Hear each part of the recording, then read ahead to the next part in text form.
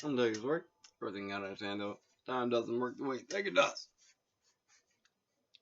You can call me Oracle because I'm the one who's talking to you. Welcome to the call. All right, I'm gonna try to bang through this quick. So, this particular episode is going to be about Gemmetria because I brought up that I've briefly studied Aramaic, and by briefly I mean I learned that the alphabet is basically functionally identical to Hebrew. Um, and you know, that's about it. I mean, if you want to talk like practically, um, I guess you can say because the alphabet is the same. When I did a bunch of abracadabra terms with it in Hebrew script, I guess I did them in Aramaic, but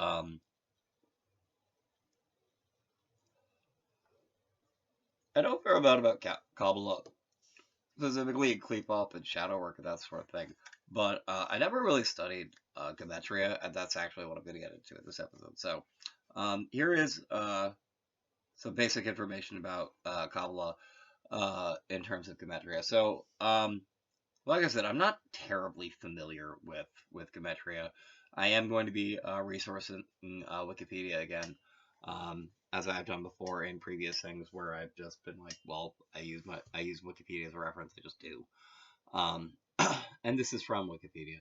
So there's actually a formula for determining um, a mathematical value of what these mathematical letters basically, because so Sanskrit and Hebrew both have this thing where letters can function as numbers as well. It's just a thing. I don't know what other languages besides Sanskrit and Hebrew do that, but I know it's a thing. Um, Also, actually, technically, using letters to stand for numbers is how you get hexadecimal, because you have like 1 through 9, and then you have 8 for 10, and then you get up to like 16 before you reset, like sort of like you have binary with 0 and 1. But in this case, the first 10 letters, Aleph, Bet, Gimel, Dalet, He, Vav, Zayin, Het, Tet, and Yud. Oh wow! If you've actually watched Irmakun, that's literally where their demon ranks come from. It's the first 10 letters of the Hebrew alphabet. You know why? Because they're literally actually Gotia demons. That's what, like, I've covered this in a previous episode. They're literally Gotia demons. Their names are Gotia demons. Ram. Um, Not Caligo, but Nabarius. Like, the guy who made Irmakun, uh, yeah, basically, basically, Iramakun's Kubra, his ring, it's the Ring of Solomon, like it just is. But anyway, that's where if those sound familiar because you've seen Iramakun, that's why. Um, and then the next 10 are Kaf, or the next 9 rather, Kaf, Leved, Mem, Nun, Samek, Ayin, Pe, Sadi, and Kof. Are 20, 30, 40, 50, 60, 70, 80, 90, and 100 respectively. Resh, Shin, and Tau are 200, 300, 400. And also,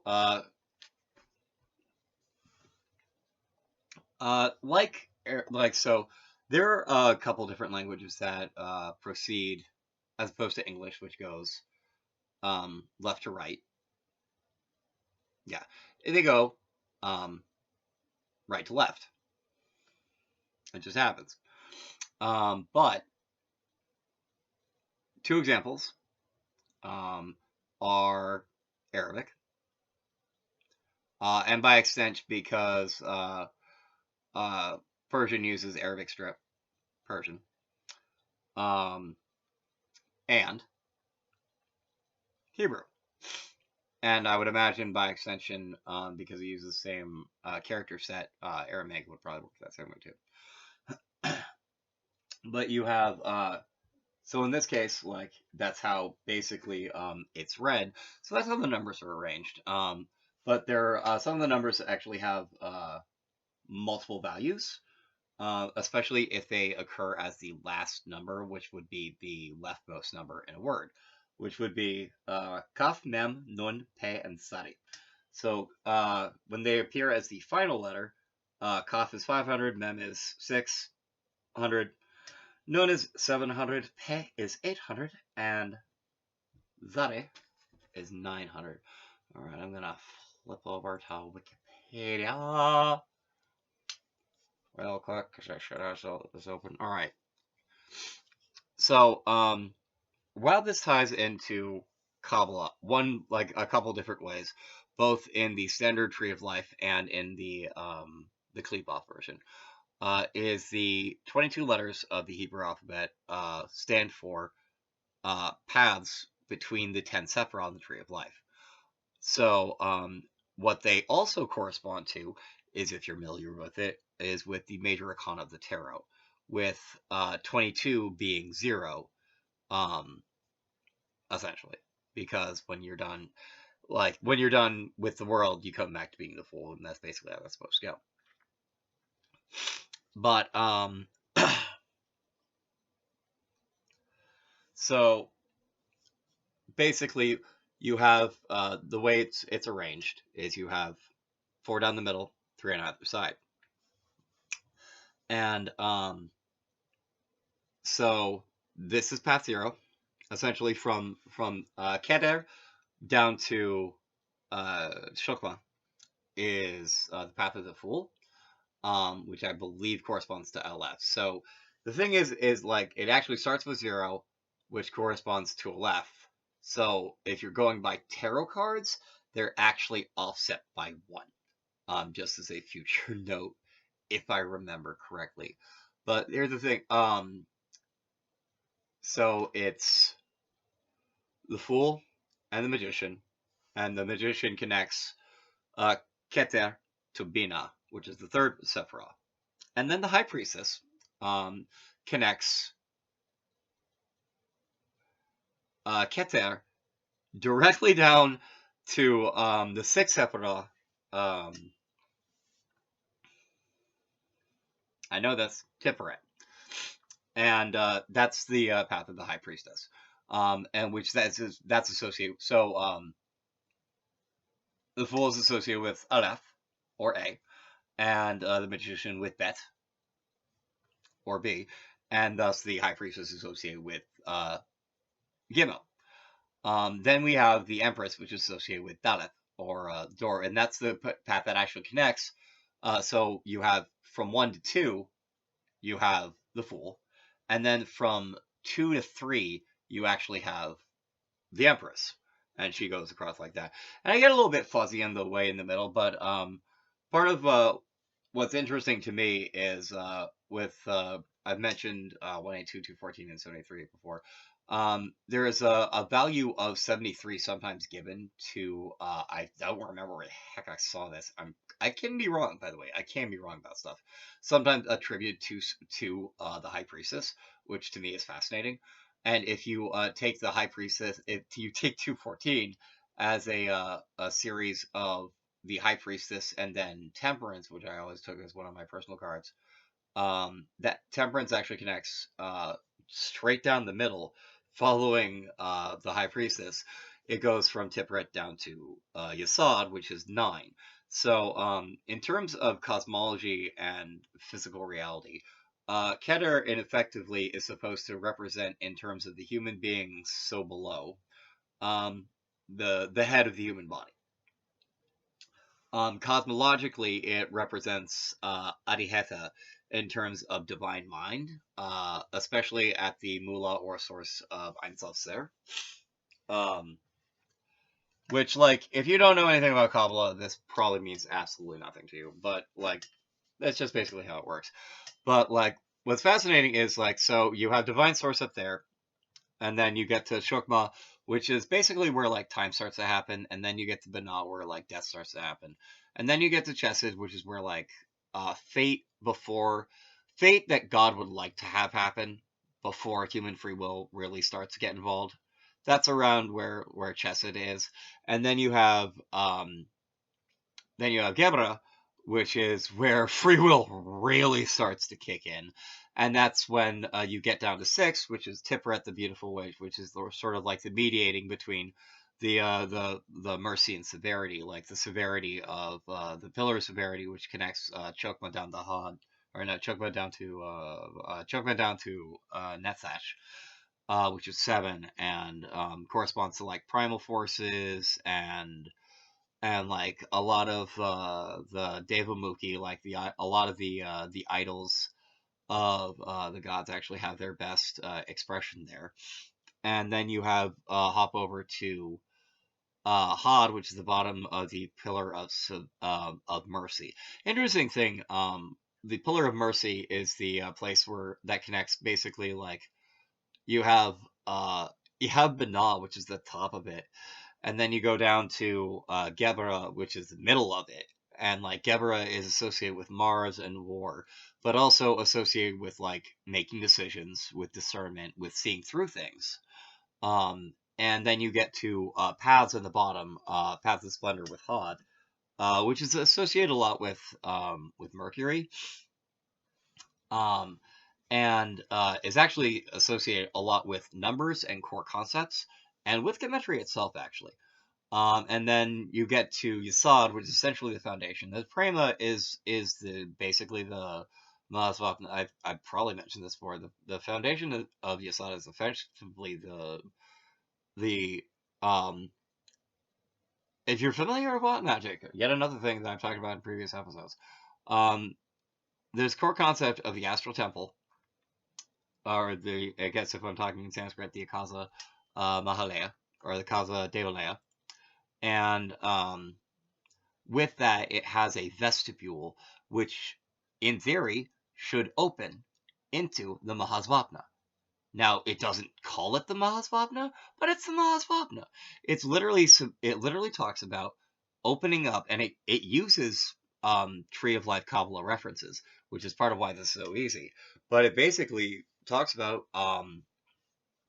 building yourself your own personal psychic space, your own like personal Shakti Akaza, that you can like is a ritual space that exists in the Mahasvapna in Yesod, and thus actually kind of has to at least have contact with the Mahasvapna at the stana of Yesod, at the stana prima. So like when you go to sleep, it's there in theory. And then you get to Malkuth, the kingdom, physical reality as we all know it. And that's basically like how Sephiroth work, and so the interesting thing about Path 21, which is the world, is it connects Yesod to Malkuth. So if you go 214 and then 21, you basically have the shortest route going from Kether or the head all the way down to the feet, which in theory of Kabbalistic practice is honestly like trying to live in a way that you believe God intends. And like, you want to be like, oh, you're talking about living like God intends. It sounds so preachy. I'm talking about Kabbalah, so like deal. All right, so I'm going to try to bang through a little bit more about this. Real quick about it. So there's in the Mitzvah there's a formula. I'm gonna spout some math at you. F of x equals 10 to the x minus 1 over 9 times x minus 1 mod 9 plus 1.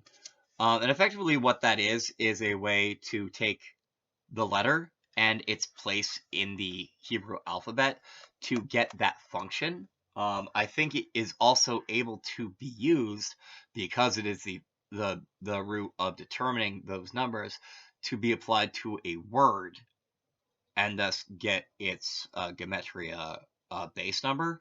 And thus, if you're going to be doing Gematria in a way to try to like change reality, first of all, I don't recommend it. Because like I don't know how it works. I'm not going to recommend you try to do anything to try to futz with reality that I don't know how it works. Because we all live in this place. I don't want it to get screwed up. Alright. Basic meanings of words. A. Aleph. Ox. B. Beth. House. I think I might have done this in a previous episode. G. Gimel. Camel. D. Daleth. Door. H. He. Hot. Window. V. Vow. Peg or nail. Z. Zayin. Sword or weapon. Zastra Kopa. That's interesting. Zayin. Zastra. CH. Cheth. Enclosure. Fence. Yeah, that's another interesting thing about Hebrew. It has k.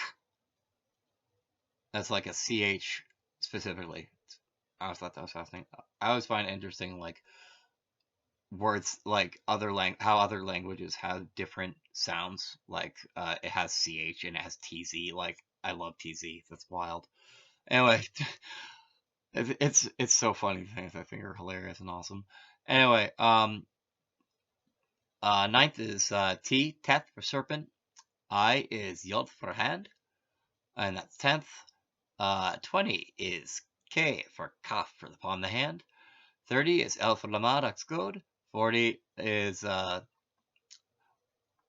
40 and final of 600 is M for mem or water. The 14th is 50 or 700 is the final with N, nun or fish. There is 60 with S, semek for proper support. 70 O for IN or I. 80 800 for pay. P, pay or mouth. 90 or 900 for a TZ or a Sadi for a fishing hook. 100 for Q, cough for back of the head. 200 for R, resh, the head. 300 for Shin, tooth for SH. And 400 for TH, Tau, sign of the cross. All right. And a quick so there are so many ways. There is, if you peep with Wikipedia, you will see there is a whole section that I could probably go on at least another 10 minutes about, but I'm not here just to try to entertain you by reading off of Wikipedia. I'm going to make one more quick note about it now that before I finish up. And it's about vowels. The vowels of Hebrew vowels, the value of the Hebrew vowels is not usually counted, but some lesser known methods include the vowels as well. The most common vowels are listed. Decimal 6, vowel patak. For decimal 10, parentheses 1, there are three vowels, hirik, holam, and shuruk. For decimal value 16 or 7, there's kamatz. For 20 or 2, there's zair or shva. For 26/8, there's reduced patak. For 30 or 3, there's segor or kubutz. For 36 or 9, there is a reduced kamatz. And for 50 or 5, there is a reduced segal. And this is Oracle, gonna sing myself out. Dream safely out there. And have a good tomorrow day, all you. Have a good one throughout. Dream safely out there. From Oracle me to all of you out there in the wee.